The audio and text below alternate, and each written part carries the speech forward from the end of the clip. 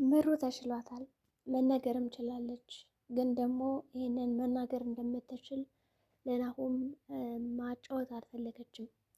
እንግዲህ ሀዊ በቢላዋ ልትወጋት ስለነበረ ያኔ እባክሽ ተይኝ እያለች እየለመነቻት እያለ በድንገት ድምጧ ተዘጋግቶ የነበረው ይነሳላታል። ታወራለች፣ ማውራትም ትጀምራለች ማለት ነው። ከዛ በተጨማሪ እንግዲህ ምሩ ምንድን አደረገችው? እስኪ ስልክ ልደውል፣ በቃ አሁን ለናሆምማ ደውዬ ሰርፕራይዝ ማድረግ አለብኝ በማለት ስልኳን ይዛ ብድግ ስታደርገው ለብዙ ጊዜ እንግዲህ ሲደወልለት የነበረ ስልክ ነበረ። ያ ሰው እንግዲህ ማን እንደሆነ አላወቀችም። ወዲያውኑ እስኪን የመጀመሪያውን ስልክ ልደውል ትልና ተደውላለች። ግን ምሩ የሰማችውና እሷ ያሰበችው እንዲሁም ደግሞ የጠበቀችው ነገር አንድ አልነበረም። ያ የስልክ ንግግር ካወራችን በኋላ ስልኩን ዘጋችውና ሀዊን እንደማወራ ለናሆም መናገር የለብሽም ትላታለች። ለምን ስትላት እንግዲህ እኔ ሰርፕራይዝ ማድረግ ፈልጌ ነው በማለት ጉዳዩን ትሸፋፍነዋለች ማለት ነው። ሀዊ ደግሞ ምናልባት ልትበቀለኝ አስባ ቢሆንስ፣ ተኝታ ሰላማት ሳለ እንደዚህ እያሰቃየዋት ለናሆም ተናግራ ልታባረ ቢሆንስ ከዚህ ቤት በማለት በጣም ተጨነቀች። በእርግጥ አሁን ምሩ አልናገርብሽም ብላታለች። ምንም በቃ ያደረገቻትን ነገር እያንዳንዱ ልትገላት እንደነበረም ታማሳለች፣ ስታስቃያት እንደነበረም አልነግርብሽም ብላታለች። ግን ደግሞ አይታወቅም። በዚያ የተነሳ ሀዊ በጣም ፈርታለች። ግን ደግሞ ምሩ ለማነው ስልክ ደውላ እንደዚህ አይነት መጥፎ ነገር የሰማችው እናቴች በስልክ ያናገረቻለች። የናሆም የልጅነት ጓደኛ እየጠረጠርኩት ነገር ምን እንዴት ነው በቃ እውነት ሆነ ማለት ነው የምትለው። ምን ጠርጥራ ነው? ናሆም የልጅነት ጓደኛ አለው፣ የልጅነት ፍቅረኛ አለው ወይስ ደግሞ ምሩና ናሆም የልጅነት ፍቅረኛሞች ሆነው እንግዲህ እስከ ዛሬ ሳይተዋወቁ ቀርተው ነው? ይሁን እንጂ በቃ ችግር የለውም አታውሪ በማለት ያው እንግዲህ ጉዳዩን ዘግታ ልተኛ ነው ማለት ወደ መኝታ ትሄዳለች። እንግዲህ ያው ናሆምም ቅዱሴን ወደ ቤት ይዞት መጥቷል፣ ምሩን ልጠይቅ በሚለው እንግዲህ ምሩ የት ናት ብሎ ሲጠይቃት ሀዊን ተኝታለች ክፍል ናት ምናምን ስትለው በቃ እኔ ሂጅ እጠራታለሁ ይላል። ከዛ በተጨማሪ ደግሞ እንግዲህ ምሩ ወዲያውኑ ምንድን ነው ያደረገችው?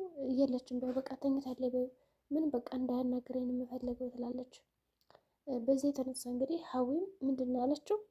በቃ ተኝታለች ብላ እንዳይቀሰቅሳት ታደርጋለች ማለት ነው። የምሩን ምክርና ሀሳብ ትቀበላለች። ምሩ ምሽ ብላ እንግዲህ ከወጣላት በኋላ ተመልሳ ወደ መኝታዋ ትሄዳለች ማለት ነው። በሌላ በኩል ደግሞ ጽናት ከልክ ያለፈ ቅናት እየታየባት ነው። እንግዲህ በሰራተኛዋ ሀና ምክንያት ከኪራ ጋር ከሚያደርጉት ጭቅጭቅ ጋር እንግዲህ ጽናት በጣም እየቀናች ትገኛለች።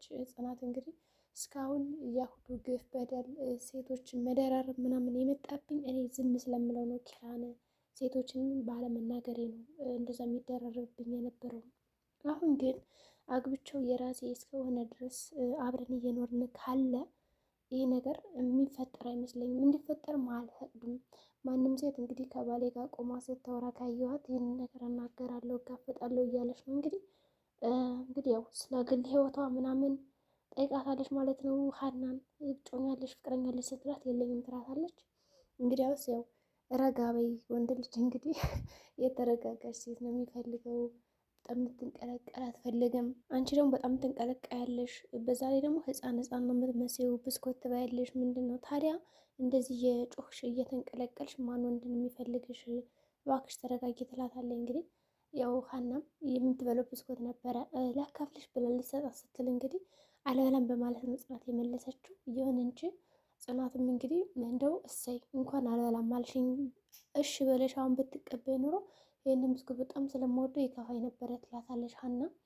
ስለዚህ እንግዲህ የምክር አገልግሎቱን ስትሰጣት ደግሞ በቃ አንድ ሰው ከሆነማ ምንም አልበላም ሁለተኛ ብስኩት የሚባል ነገር፣ ስለዚህ በቃ የወደፊት አዳሜን እንግዲህ አይን ውስጥ እንዴት መግባት እንዳለብኝ ማሰብ አለብኝ ብላ ትናገራለች ማለት ነው።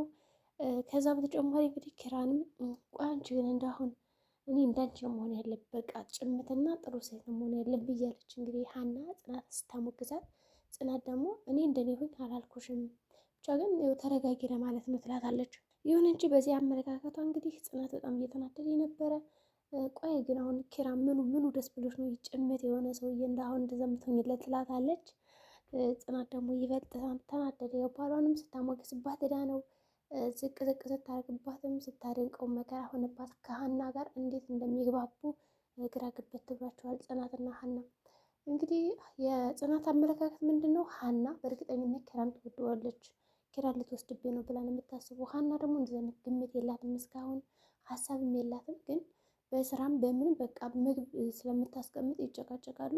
ግን አንዳንዴ ጭቅጭቆች ደግሞ ወደ ሌላ አለመግባባት ስለሚወስዱ ጽናት እየፈራች ይመስላል ማለት ነው። ይሁን እንጂ ብዙ ምክር ከሰጠቻትም በኋላ ከቢሮ ወጥታለች። እንግዲህ ያው ቡና መጠጣት ፈልጋ ከኪያ ጋር ኪያም የመጣችውን ቡና ለሀና ትሰጣለች። ቡና ስትላት እንግዲህ የወደደች ደብቃ እየጠጣች ነበርና በሆዷ መቼም ማወቃ ትችላለች፣ ትበላለች። በሆዷ ጠረጠረ የለም። ይሁን እንጂ ጽናት እንደው ይቅርታ በቃ በጣም ወረፋ ሆኖብኝ እኮ ሳላመጣው ቀረ ቡናውን ብላ ያው ትሸፍንላታለች ማለት ነው። እሺ ትልና ጽናትም ትሄዳለች። በሌላ በኩል እንግዲህ በኤዛና እና በትንሿ መካከል ይቺ መቅድ የምትባል ወጥመድ የሆነች ጓደኛ ልቻት ፍቅራቸውን ለመበተን የማታደርገው ነገር የለም።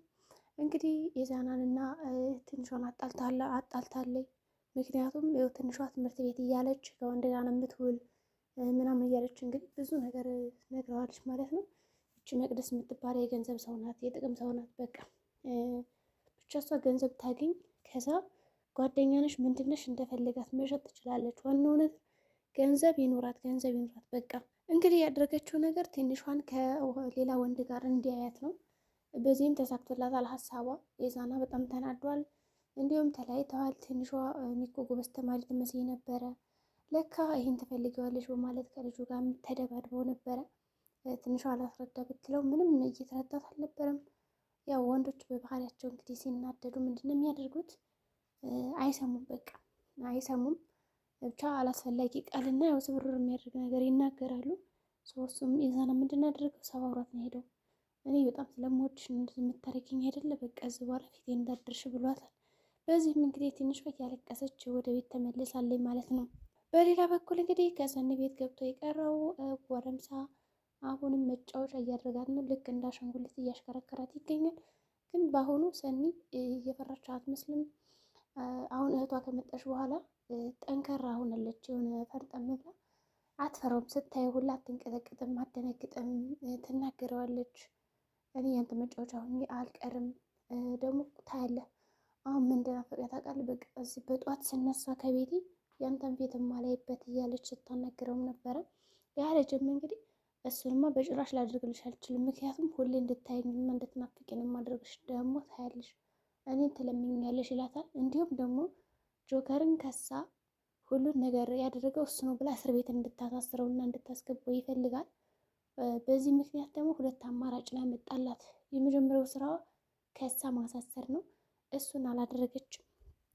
በሁለተኛ ስራ ደግሞ ብሎ ያመጣላት አለ እንግዲህ በጆከር እና በሰኒ መካከል የሆነ ልጅ አለ። እነሱን ለማጣላት እና ለመበቀል ነው የሚፈልገው። ማኪ ወይም ደግሞ ራኬብ ይህን ጉዳይ እንደው ምንድን ነው እያለች ለመረዳት እስካሁን ጥረት እያደረገች ቢሆንም ምንም ፍንጭ እየሰጣት አይደለም። ግን የሆነ የተደበቀ ነገር እንዳለ ጠርጥራለች። ጥርጣሬዋም ልክ ነው። በሰኒ በጆከር እንዲሁም በዛ ልጅ ምክንያት እዛ ቤት የመኖር ሁኔታዎች እንዳለ እያንዳንዱ ጥርጣሬ ያሳድረውባታል። ግን ይቺ ራኬብ ጉዳዩን እንደው የምታውቅ ይመስላችኋል ወይስ ደግሞ ምን ሊሆን ይችላል? ምሩም እንግዲህ ለጽናት እንደምታወራ ነገረቻት። ጽናትም ተደስታ ነበረ። ከዛ በተጨማሪ ሀዊ ቡና ፊ ተብላ ያው የናሆም አባት መጥቶ ነበረ። ለሱም ሰርፕራይዝ ተነግሯል ማለት ነው። እንደምታወራ ነግረዋለች። የናሆም አባትም አልጠበቀውም ነበር። በጣም ነው የተደሰተ። እንደው ምሩሽ የምታወሪው አይደል እያለ ሲያናግራትም ነበረ። እንግዲህ ድናለች ማለት ነው። አሁን ላይ መናገርም መራመድም ትችላለች። ሀዊም እንግዲህ የተቀየረች ይመስላል። በእርግጠኝነት ከዚህ በኋላ ክፉ የምትሆን አይመስለኝም። አሁን ላይ በእርግጥ እሷ እየፈራች ነው ያለችው። ምናልባት ብትበቀለኝስ ብላ ነው የምታስበው። ናሆም ደግሞ እስካሁን አልሰማም። ምሩ ደግሞ በስልክ የሰማችው ነገር ምንድን ነው? ናሆም መቼም ታማታለች። የሸወዳት ወይም የጨረበራት አይደለም። ግን በዚህ መካከል የሆነ ወጥመድ ነገር ሰርተውበት ቢሆንስ? ምሩን እና ናሆምን ለማለያየት እንግዲህ ትንሿም እያለቀሰች ወደ ቤት መታ የውስጥ አለቀስ ነበረ። ኔና እንዲሁም ናቲ ምንድን ነው ምን ሆን ሲሏት ያው እናገር አልፈለገችም። እንደገና መቅደስ ጓደኛዋ ጠርጥራለች። የትንሿ እንደዚህ መለየት እና የኢዛና ሁኔታ የመቅደስ እጅ እንዳለበት ጠርጥራለች ማለት ነው። ግን ደግሞ መቅደስ እኔ እንደምታምኘው ወይስ አንድን የቤት ሰራተኛ ተራ ወሬን የምትሰሚ ስትላት በቃ እኔ ጓደኛ ስለሆንኩ እኔን ማመን ያለብኝ ጋርቻ ነው። ይችኛዋ ደግሞ በሁለቶች መካከል ያለችው ትንሿ በጣም የዋህና በቃ ንጹህ ሴት ነች። አንቺ ደግሞ ለገንዘብ ስትይ ምንም ነገር ታደርጊያለሽ እያለች በግልጽ እየነገረቻት ነው። እንግዲህ ተንጨርጭራባ ሄደች። ቤዛንም ወደ ቤቱ ሄዶ እያስታወሰ ነው ምን ማድረግ እንዳለበት ከትንሿ ጋር። ትንሿም እንግዲህ አልቅሳ ልሞት ነው። ጆከር እና ያ ልጅም እንግዲህ ሲደባደቡ ነበር። መኪና ያው እነሱ አላቀዋቸዋል። በሌላ በኩል ደግሞ በሰኒ ጉዳይ ያልሳካ ሲል እንግዲህ ጆከርን ከዚህ አዲሱ ልጅ ጋር አብራ እንደተኛች ምናምን አድርጎ ፎቶ አሳይቶታል። ጆከር በዚህ የተነሳ በጣም የሚናደድና ሰኒን አንቺ በጣም ገላሽ እንደዚህ የምታደርጊ ሴት አልነበርሽም በማለት ይሰድባታል። በሁለታቸው መካከል አሁን ጠብ አለ። ተሳክቶለታል ጨዋታው። የዛ ቤት መቼ ነው የሚወጣ? እንግዲህ የዛሬው ቪዲዮአችን ይህን ይመስላል። በቀጣይ ቪዲዮ እስከምንገናኝ መልካም ጊዜ